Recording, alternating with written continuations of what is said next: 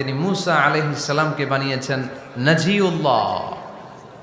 নাজিউল্লাহ, যে আল্লাহর সাথে না যা ইউনাজি মুনাজাত করে, গোপনে কথা বলে, কালিমুল্লাহ। এটা অবাক লাগে যে আল্লাহ তাআলা কোনো মিডিয়া ছাড়া, ভায়া ছাড়া, মাধ্যম ছাড়া পৃথিবীর একটা মানুষের সাথে সরাসরি কথা বলবেন। আমার কাছে তো উনার মর্যাদাটা সবচেয়ে বড় মর্যাদা মনে হয়, উনি নাজিউল্লাহ। আরেক সাহাবা বললেন, আমার কাছে তো এর চেয়েও বেশি অবাক লাগে সাইয়েদনা ইব্রাহিম আলাইহিস সালামের ব্যাপারটা, কারণ ওনাকে আল্লাহ তাআলা বানিয়েছেন খলিলুল্লাহ। তাহলে একজনকে পাওয়া গেল সফিউল্লাহ, আরেক নবীকে পাওয়া গেল কালিমুল্লাহ বা নাজিউল্লাহ, আরেক নবীকে পাওয়া গেল খলিলুল্লাহ।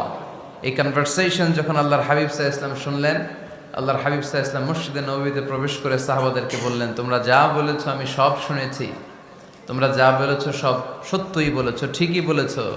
আল্লাহ তাআলা একজনকে বানিয়েছেন সফিউল্লাহ, একজনকে